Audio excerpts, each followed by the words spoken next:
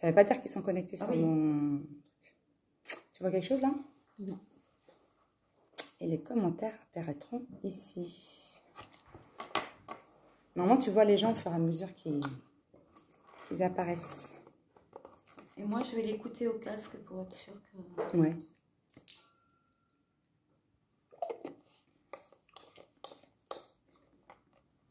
Comment on sait qu'il y a quelqu'un qui est connecté? Bah, il faut que tu lances le live d'abord pour que Bah, les il est gens lancé. puissent... Ah, il y en a 2. Il y a déjà 2 personnes. Il est 21h? Ah bah oui. Ah oui. Ben moi, je ne vois pas le live déjà. Tu le vois pas? Non. Tu es sur le compte d'Abiba? Oui. Sur Abiba, Je viens regarder parce que...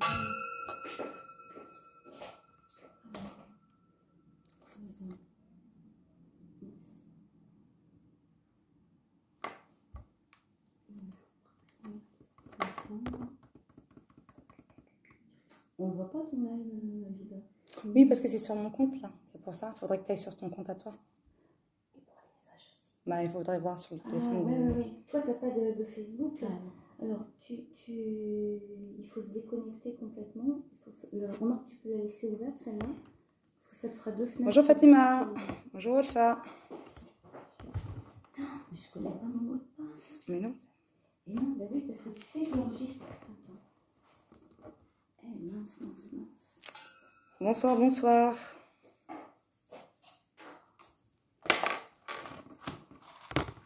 Coucou Bouchra.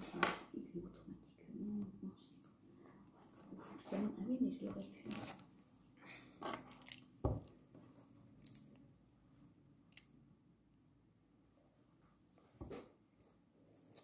Bon. C'est tout nouveau pour moi. Hein.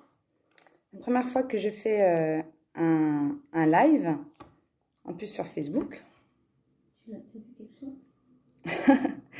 Il y a Alpha qui te passe le bonjour, Valérie. Ah, bonjour. Elle est avec moi. Salut Bilal.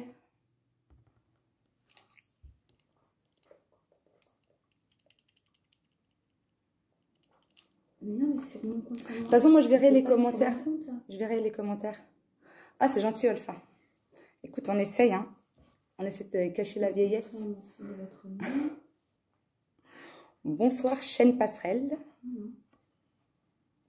Et Bilal qui te passe le bonjour aussi, Valérie. Bonjour, Bilal. Parce que tu l'as pas annoncé comme événement Facebook, donc...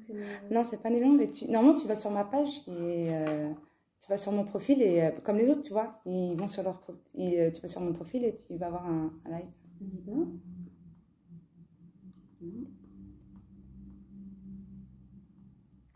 Bonsoir tout le monde. Ah, voilà, ça y est. C'est bon?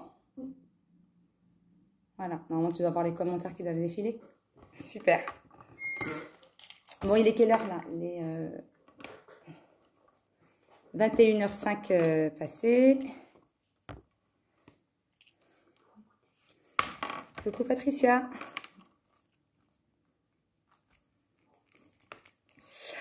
Alors, moi je vous propose qu'on commence parce que pour pas que ça dure non plus trop longtemps, il est déjà tard, il est 21h.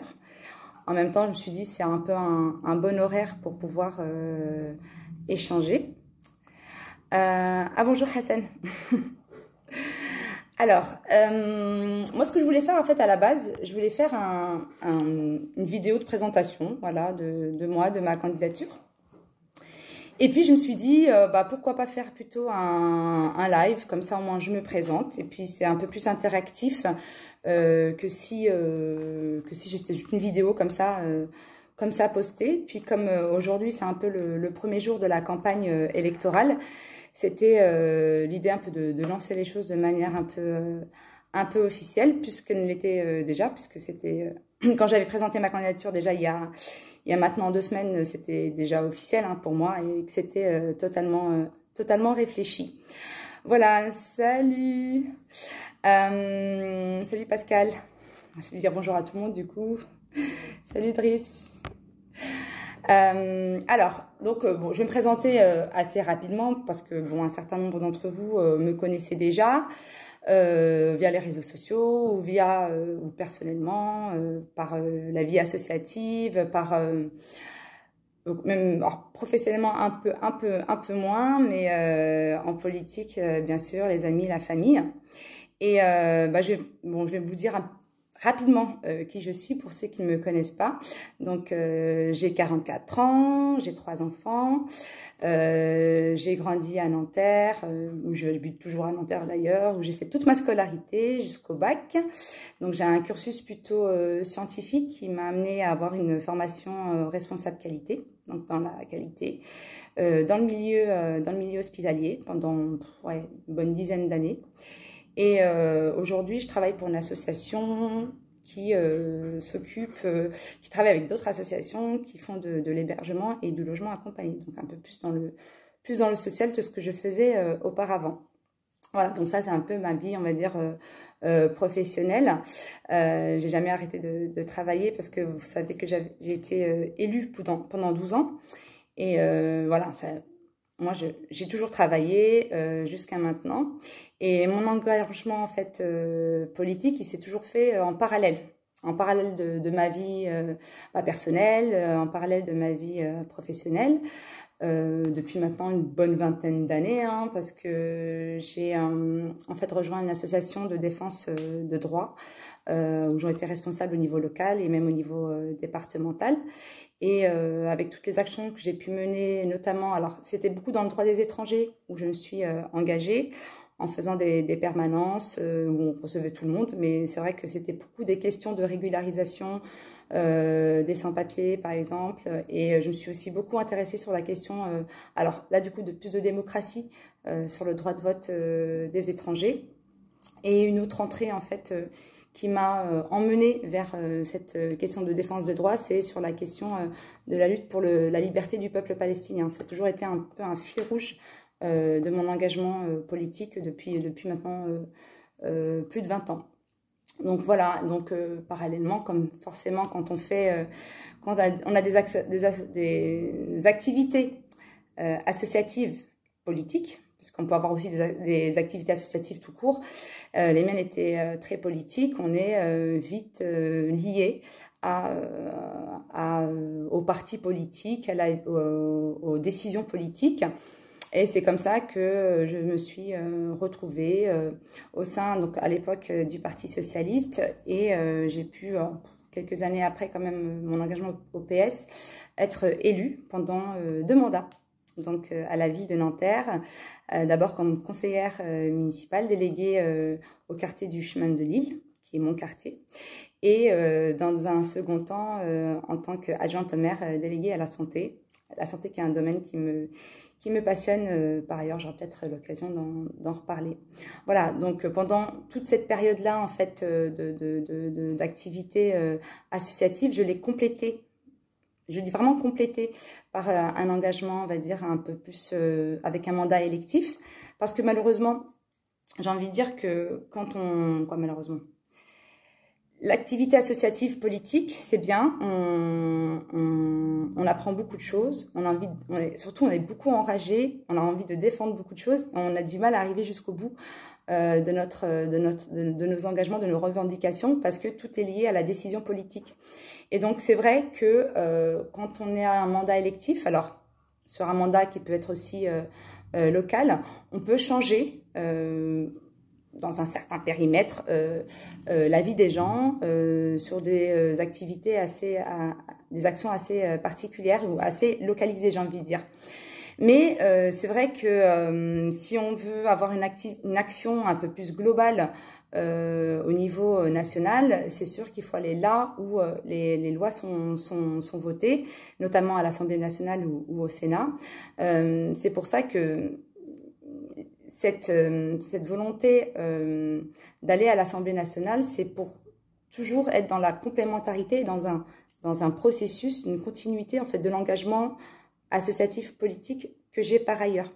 Donc on s'engage pas dans des élections si on n'a pas des choses à proposer, si on n'a pas des choses à défendre qu'on n'a pas déjà défendues par ailleurs.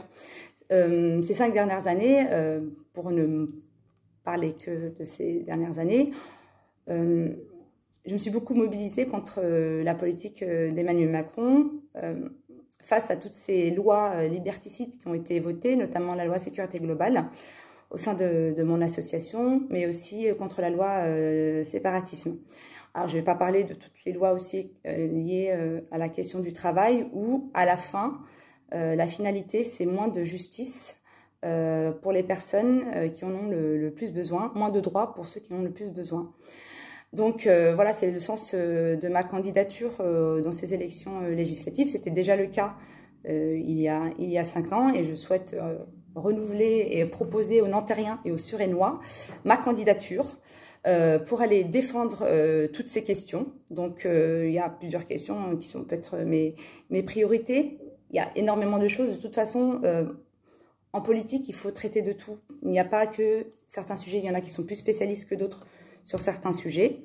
Moi, je suis plus spécialiste sur certains, mais il faut pouvoir on veut dire, balayer un certain nombre de thématiques pour pouvoir tout défendre dans un seul objectif. Un seul objectif, c'est de pouvoir changer la vie des gens, donner plus de justice, d'être plus juste avec les gens, que les droits, parce qu'on a énormément de droits aujourd'hui qui sont bafoués, qu'on puisse justement les défendre, créer de nouveaux droits aujourd'hui, et que les personnes qui en ont le plus besoin, celles qui vivent dans la précarité et qui ont besoin par exemple de plus de services publics, on puisse les soutenir en mettant plus les moyens dans les services publics par exemple.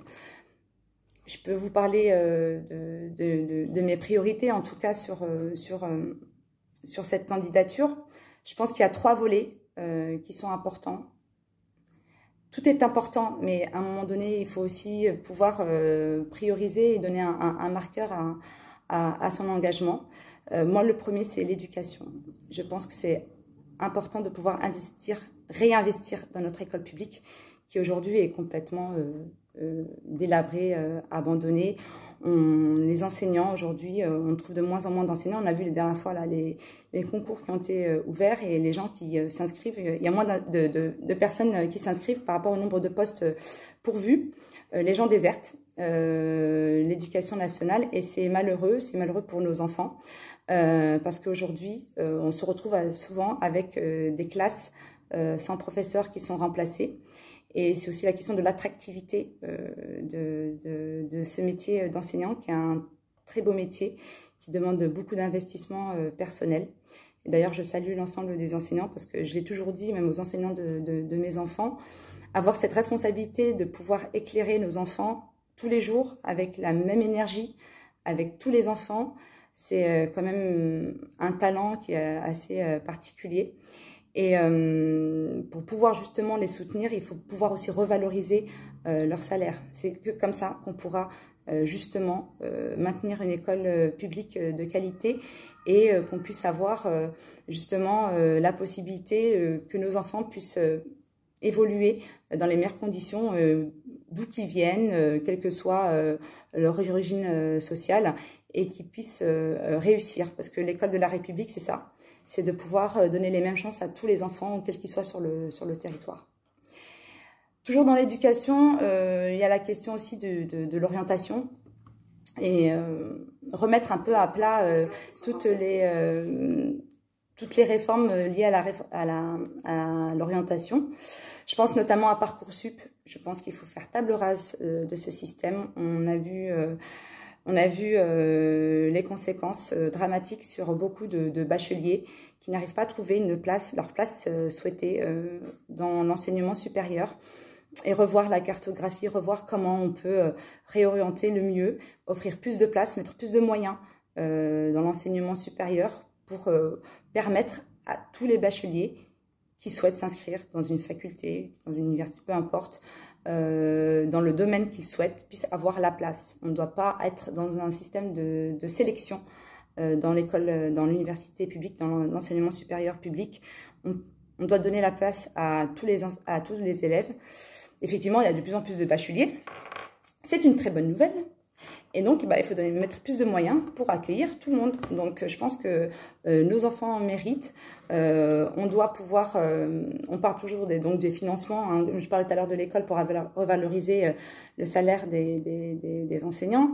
Bien sûr qu'il faut remettre de l'argent. Et de l'argent, on peut en trouver. On l'a vu là, dernièrement, pendant la crise du Covid, que si on veut, on peut trouver les moyens de réinvestir dans les services publics et ne serait-ce que, par exemple remettre l'ISF, quoi. On a la capacité de pouvoir récupérer de l'argent pour le bien de tous, mais vraiment de tous, lutter contre les fraudes fiscales qui sont quand même une manne assez importante qu'on pourrait réinjecter dans l'économie et donc du coup dans le financement des services publics. Donc je pense que sur la question de l'éducation, c'est une priorité pour tous. Et je rajouterai un dernier point parce que je pense que c'est quelque chose qui touche pas mal de parents, même si ce n'est pas lié directement à l'école publique, parce que c'est quand même un fléau qu'il y a partout, c'est de l'harcèlement scolaire que subissent certains enfants et qui ne permettent pas à certains enfants de pouvoir poursuivre leur scolarité ou de la poursuivre dans des conditions pas du tout acceptables. Et c'est pas normal qu'en France, en 2022, on puisse encore avoir des cas de harcèlement scolaire. Et je pense que c'est lié aussi encore à l'encadrement, à mettre plus de personnes, d'adultes dans les écoles pour justement alerter les cas de harcèlement et de pouvoir aussi accompagner. Alors, je ne vais pas totalement aller sur d'autres sujets là. Du coup, je pense aussi à toutes les questions de santé, de pédopsychiatrie qui est aussi le parent pauvre de la médecine aujourd'hui. Mais bon, sinon, je risque de parler encore assez longtemps. Une autre question aussi qui est très importante, c'est la question du logement. Et la question du logement, c'est aussi une question de dignité. Aujourd'hui, on se retrouve avec des familles, ou pas d'ailleurs, qui se retrouvent sans logement, qui pourtant travaillent, qui ont pourtant les moyens de pouvoir payer un loyer, sauf qu'il n'y a plus assez de logements abordables, accessibles. Et le peu de logements qu'on a qui se construit sont des logements qui ne sont pas accessibles, qui ne sont pas abordables. Et on se retrouve avec des familles qui attendent pendant longtemps un logement social. Alors, je dis toujours que le logement social, c'est d'abord le logement des personnes qui travaillent. Donc, c'est pas un sous-logement, le logement social, tout le monde en a besoin. Même les personnes qui ont des moyens souhaitent pouvoir avoir un logement social pour leurs enfants qui décohabitent, qui commencent dans la vie professionnelle. Donc, le logement social, c'est pour tout le monde. C'est pour démarrer dans la vie pour les jeunes. C'est pour des familles qui n'ont pas beaucoup de moyens de pouvoir vivre tout simplement dignement dans des logements salubres. Donc, bien sûr, il faut augmenter le nombre de logements, en construire, mais c'est pas automatique, c'est pas pour demain. Et ça s'inscrit largement dans un plan global de l'accession au logement en France, partout.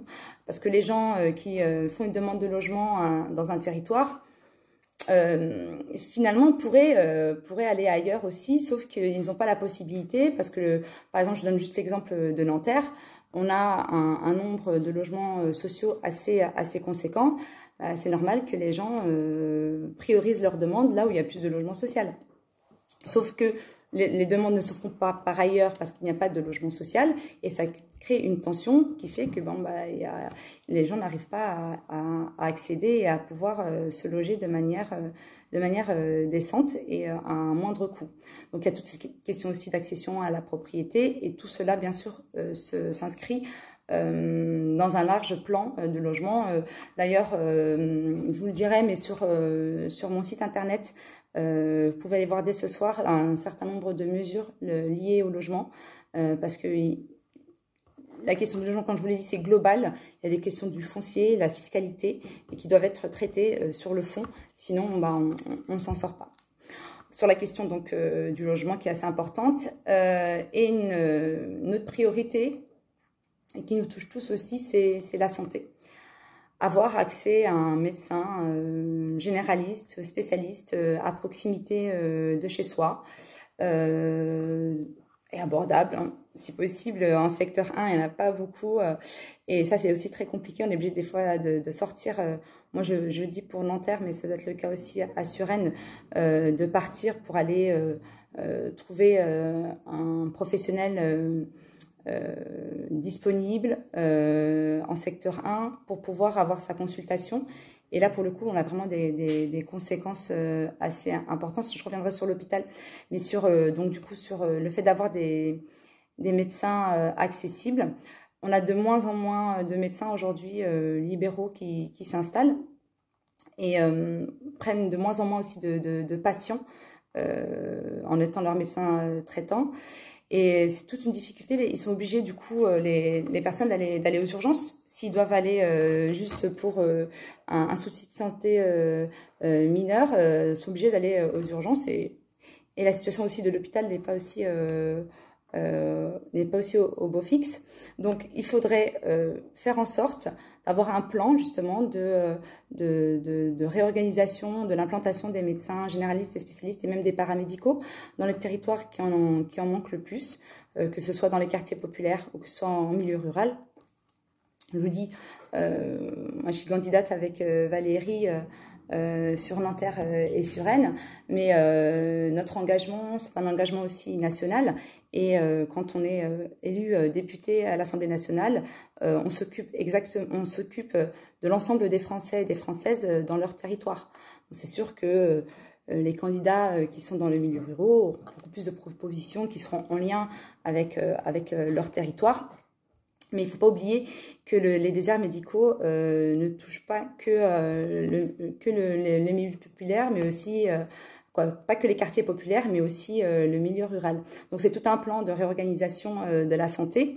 Et du coup, j'y attacherai aussi l'implantation des hôpitaux publics et d'augmenter le nombre de places des hôpitaux parce que aujourd'hui, on se trouve à une pénurie et malgré la crise sanitaire où on a vu qu'on avait besoin de lits, ça n'a rien changé. C'est-à-dire, pendant ce quinquennat, malgré la crise sanitaire que nous avons subie, au lieu de se dire on va retenir la leçon et on va augmenter le nombre de lits disponibles pour les Françaises et les Français, on a continué à supprimer des lits et on a continué à supprimer des services publics hospitaliers de proximité qui sont très importants sur le territoire français pour pouvoir justement pallier aussi au manque de médecins. Donc on est dans une schizophrénie assez extraordinaire sur cette question-là. Et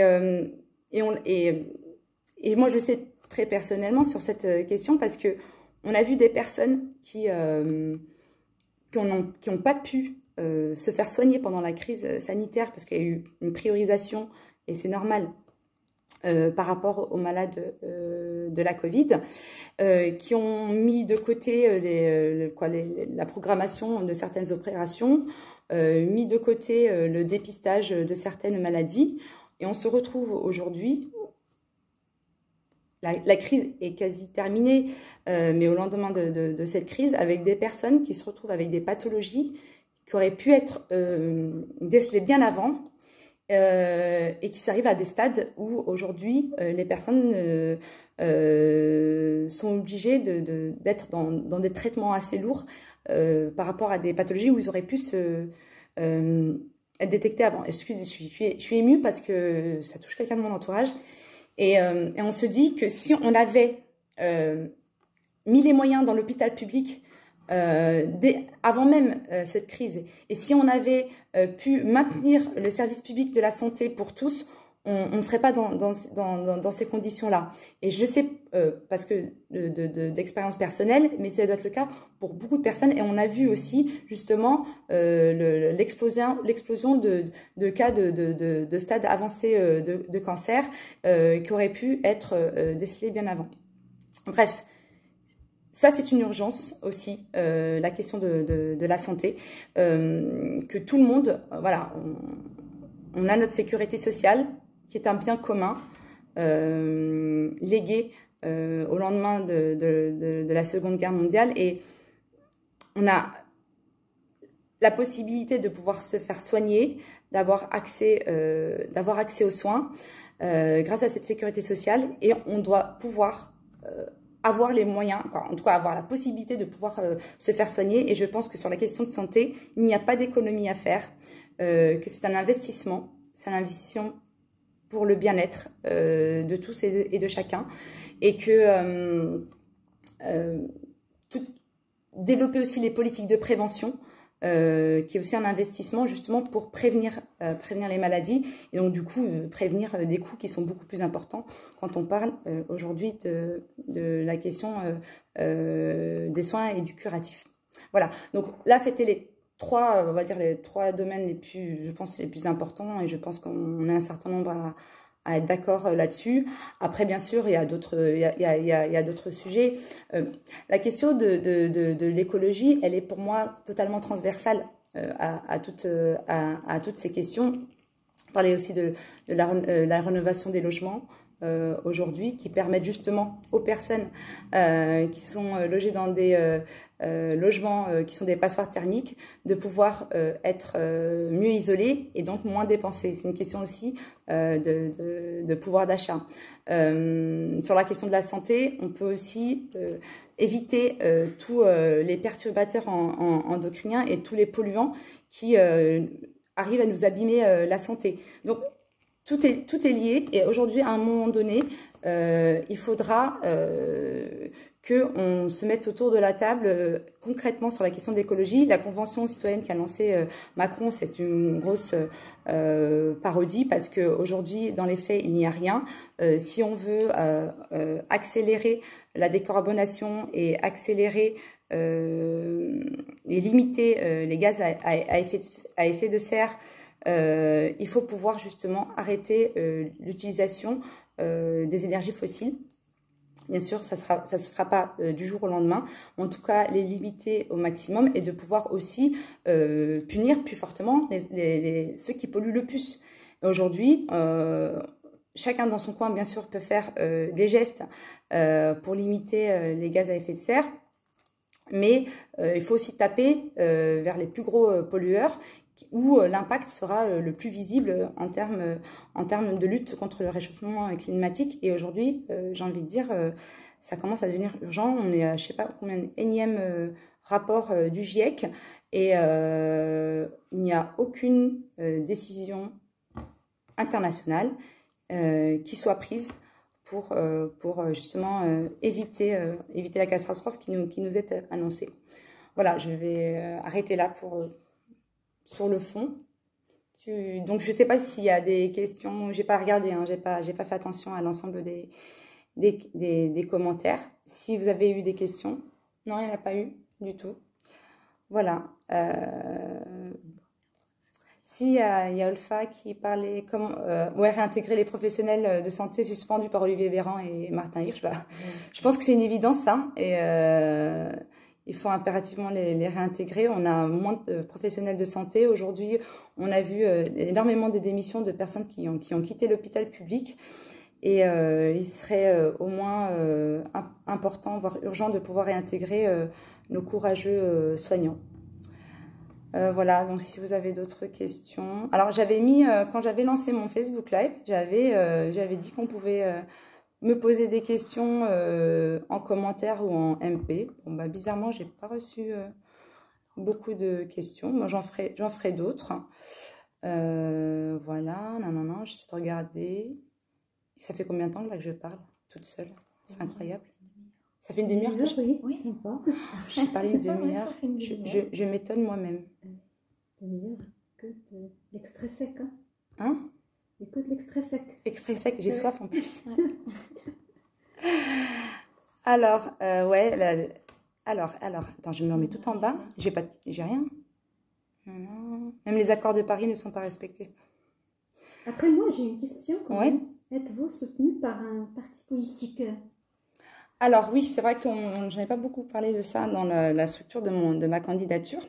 Donc aujourd'hui, en fait, je suis soutenue par la Fédération de la gauche républicaine, qui regroupe 5 partis de gauche, qui sont la gauche républicaine et socialiste, l'Engagement, qui est le parti d'Arnaud Montebourg, la Nouvelle Gauche socialiste, le MRC et les socialistes, si je ne me trompe pas, et les radicaux de gauche. Voilà. Donc, qui se sont regroupés en fédération de la gauche républicaine pour créer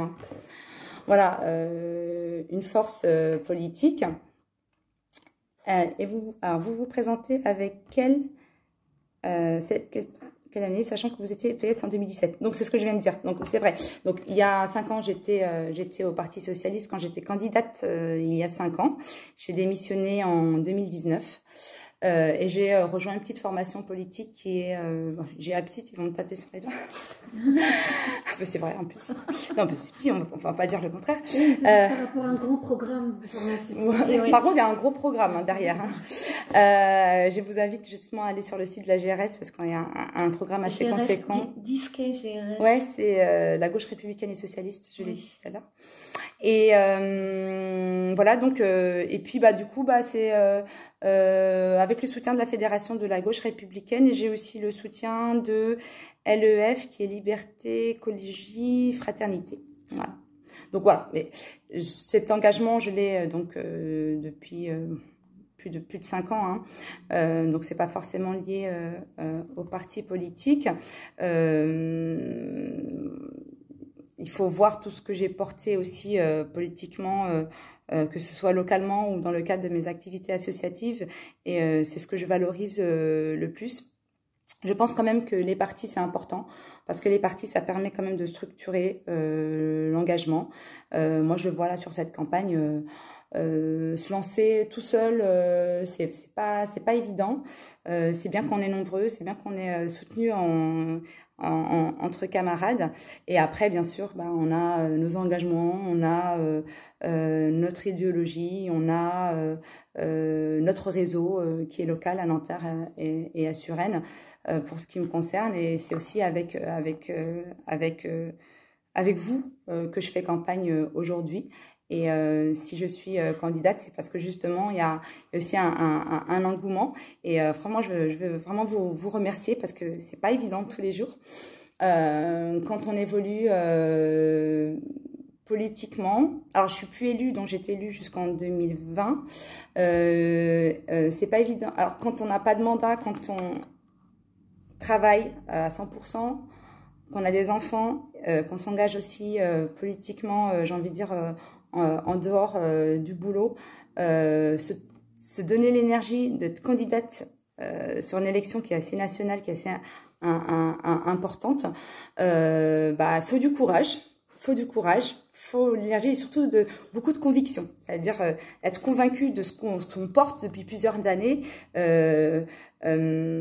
Ça a un sens si on le porte par ailleurs à l'Assemblée nationale ou au Sénat, dans des assemblées parlementaires. Mais bon, l'Assemblée nationale, moi je pense que représentante directe des citoyens, je trouve que ça a encore plus de sens. Alors, pourquoi n'avoir pas fait alliance avec la NUPES? Alors, avec la NUPES, faut savoir que moi, dans ma démarche, déjà à la base locale, j'avais fait le tour de l'ensemble des partis politiques de la ville pour présenter ma candidature, pour leur dire que j'étais candidate. Étant de gauche, forcément, je me rapproche des partis de gauche. Bien sûr, chaque parti est engagé aussi engagé dans les élections présidentielles. Chacun derrière son candidat, malheureusement, parce que j'ai fait partie de ceux qui ont appelé dès 2018 au rassemblement de la gauche, au lendemain même de l'élection de Macron, à essayer de reconstruire quelque chose. Il y a eu des tentatives de fait pour rassembler les gens, pour faire réfléchir l'ensemble des partis, essayer de travailler sur un programme commun. Et on a vu malheureusement d'échéance électorale en échéance électorale qu'il était très compliqué, difficile de pouvoir s'unir, ne serait-ce que sur des listes locales ou sur des listes régionales aux élections. Et ça, c'est malheureux. Donc, c'est dans ce sens-là. Donc, j'ai essayé de tenter quand même une candidature unique. Bon, j'ai pas eu le succès espéré. Et puis, comme je vous dis, chacun était dans son couloir politique et derrière son écurie. Et par ailleurs, la fédération qui me soutient a aussi fait des démarches auprès de l'Union populaire à l'époque, avant que ça devienne la NUPES, pour pouvoir justement essayer de s'organiser sur l'ensemble du territoire avec la fédération.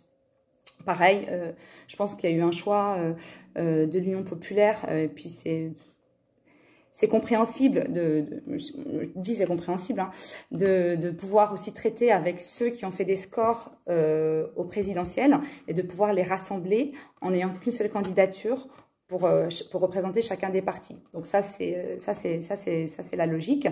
Et donc du coup bon bah ça laisse la liberté, j'ai envie de dire, aux autres formations politiques de gauche de pouvoir se présenter. C'est aussi ça la démocratie, et de pouvoir faire vivre aussi les débats d'idées.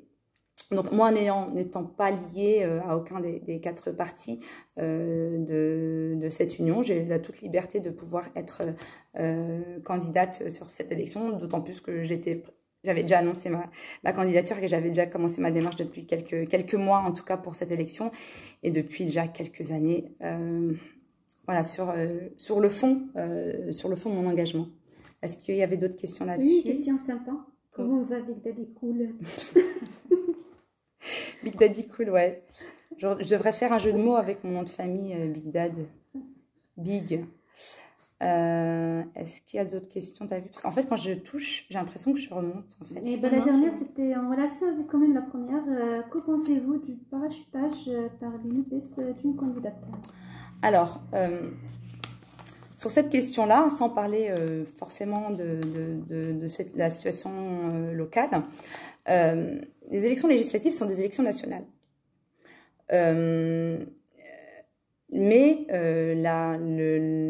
l'organisation, en tout cas, de cette élection, elle se fait quand même de manière locale. C'est-à-dire, à un moment donné, ce sont des citoyennes et des citoyens d'un territoire qui vont élire un député. D'accord ? On n'est pas sur un scrutin de liste où on va avoir une liste de candidats et chacun va voter pour le parti qu'il souhaite, et puis aura autant de candidats de députés que de suffrages. On n'est pas dans ce contexte-là. C'est aussi la question de j'ai pas parlé de la 6e République parce que c'est aussi quelque chose qui est important à mes yeux, dans lequel aussi je m'engage, mais c'est aussi revoir un peu aussi tous ces scrutins aujourd'hui qui sont pas réellement représentatifs du peuple, et on est dans cette élection qui est à la fois locale et à la fois nationale. Nationale parce que l'élection se fait pour un député qui va gérer les lois pour l'ensemble des Françaises et des Français, et en même temps locale parce que l'élection se fait sur un territoire assez circonscrit. Ensuite, on peut, pour des raisons, parce qu'il y a des territoires où on n'a pas de candidat, il y a des territoires où il n'y a personne. Donc forcément, on va demander à des personnes qui sont engagées par ailleurs de venir sur un territoire pour pouvoir représenter son parti. Ça se fait. Ou encore quand on a des personnalités, ça veut dire que quand on a des personnes qui ont déjà une notoriété et qui arrivent avec leur notoriété. Donc ça, c'est le sens un peu de fait d'avoir des candidatures, sans parler de parachutage.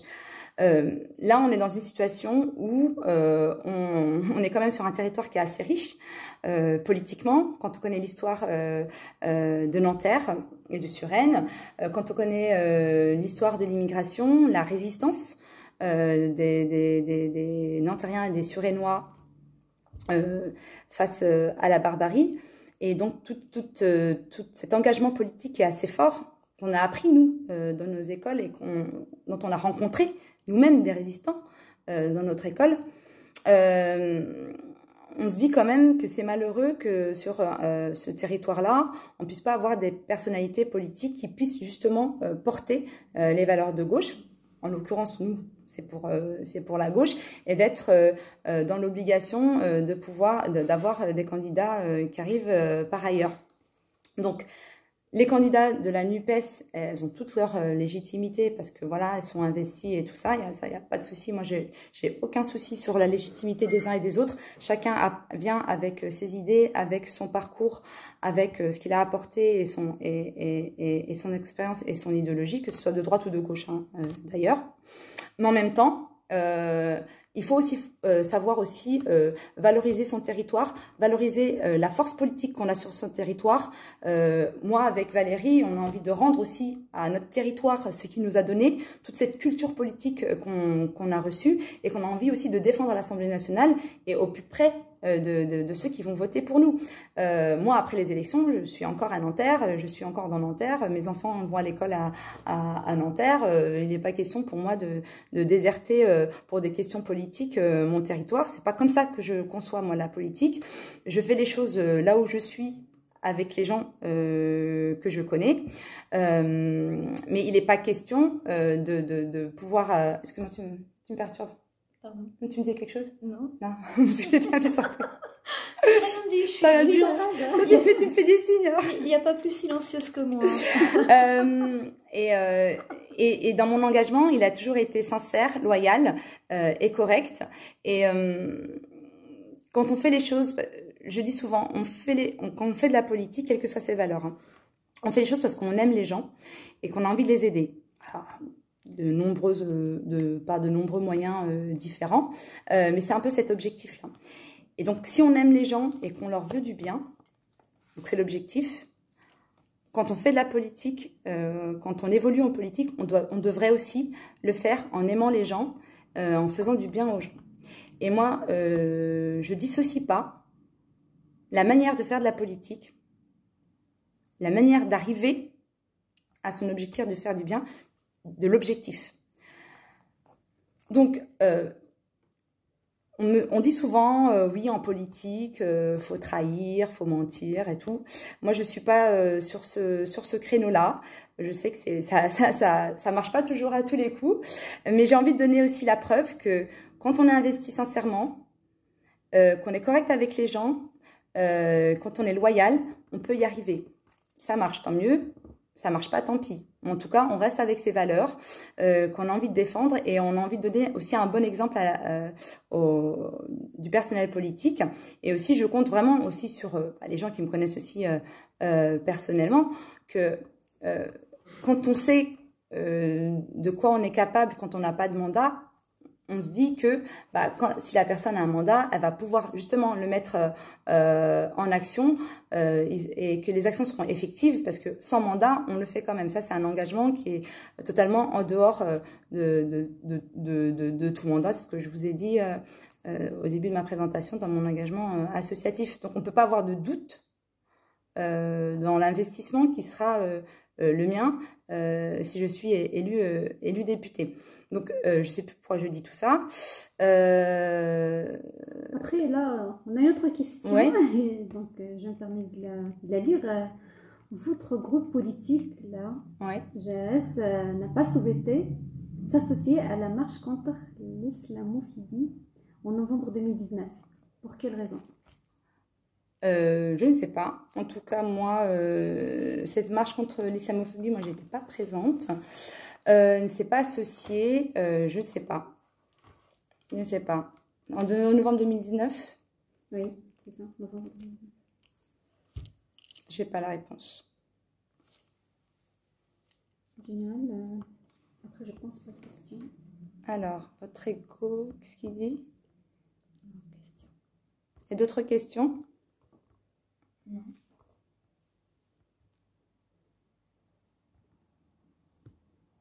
Après, sur cette question de l'islamophobie, pour moi, c'est du racisme. Et comme tous les racismes, il faut se mobiliser contre. Donc moi, je n'ai pas de souci par rapport à ces... Il y a une prochaine marche contre les racismes, toutes les discriminations, le 11 juin. Oui, exactement. Qu'est-ce que je... Voilà. Donc moi, alors oui, pour revenir à ce que disait, je pense que c'était Politique qui disait ça, moi, mon engagement, il est clair. C'est de battre la députée sortante En Marche. On ne peut pas continuer sur un territoire comme Nanterre ou Suresnes où pendant longtemps on a eu une députée à gauche, encore avoir 5 ans. Là, on va avoir encore 5 ans de macronisme.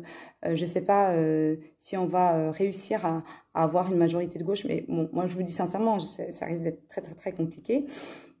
de repartir avec un député qui va voter des lois liberticides et qui dans le casse du travail. Donc moi, c'est mon engagement. Comme je dis, moi tout le monde est légitime à porter avec ses partis, avec son parti, avec ses valeurs, sa candidature. En tout cas, la mienne, elle est résolument à gauche et au service des Nantariens et des Suresnois. J'ai pas aussi parlé de tout ce que je pourrais, mais de toute façon, ça c'est sur mon site internet, sur toute la question aussi en tant que députée sur la vie parlementaire, je l'ai appelé ça comme ça. Sur l'engagement aussi auprès des Nantariens et des Suresnois, c'est-à-dire bien sûr des permanences, ça c'est le minimum d'être en lien régulier avec les Françaises et les Français de son territoire, mais aussi de pouvoir permettre aux enfants, aux collégiens, aux lycéens, de pouvoir aussi participer à la vie parlementaire et de voir aussi avec les enseignants sur un projet pédagogique, par exemple, sur une question en particulier, de pouvoir suivre une classe sur toute l'année, sur un sujet où je pourrais être aussi référent et puis aussi venir en classe. Ça, ce sont des choses que j'ai vraiment envie de faire, faire le lien avec les jeunes, faire le lien avec la jeunesse de notre territoire pour pouvoir justement les pousser. C'est aussi une question, hein, l'éducation populaire, que j'aimerais aussi développer sur le territoire pour qu'on ait des adultes, des citoyens totalement éclairés via mon mandat, mais sur l'ensemble de questions qui pourraient les intéresser. On arrête? Ça fait combien de temps là? 3/4 d'heure. 3/4 d'heure déjà. Pas mal. Voilà, bon, je pense que j'ai beaucoup parlé, j'ai soif. Qu'est-ce que je voulais vous dire? Alors, vous allez sur mon site internet, habibabigdad.fr. Il y a pas mal de propositions que j'ai déjà indiquées. Je vais en rajouter aussi d'autres au fur et à mesure, en fait. En rajouter certaines thématiques supplémentaires. Vous avez la possibilité sur mon site de pouvoir me contacter. Pour ceux qui ont mon numéro de téléphone, vous pouvez m'appeler, il n'y a pas de souci. Vous pouvez aussi m'écrire à l'adresse mail qui est sur toutes mes communications. Mais je peux le remettre aussi là sur Facebook, sur l'ensemble des réseaux sociaux. Voilà. Je peux vous dire, alors on est à 3 semaines du premier tour. Je vais le faire maintenant parce que c'est aussi important, le financement de la campagne, parce qu'aujourd'hui, on s'autofinance pour faire cette campagne. Quand on dit que s'engager politiquement, on y met du sien, on y met de son temps et on y met aussi de son argent. Et si vous souhaitez me soutenir aussi financièrement, vous pouvez me faire un don. Vous avez tous les éléments notés sur le site internet et vous pouvez aussi me contacter directement, il n'y a pas de souci. Bien sûr, tous les dons sont défiscalisés à la hauteur de 70% si vous payez des impôts. Ça, c'est important de le dire aussi parce que une campagne électorale sans parti qui finance, c'est difficile. Donc, c'est pour ça que je fais appel à vous, à vos dons, si vous le pouvez. Et sinon... partagez mes publications, il va y avoir pas mal de choses qui vont arriver prochainement. Et si vous voulez aussi vous investir un peu plus dans la campagne, de pouvoir participer, pareil, vous me contactez. Et puis, il n'y a pas de souci, je suis très accessible. J'en vois un certain nombre que je connais déjà le savent et peuvent m'appeler, il n'y a pas de souci. Voilà.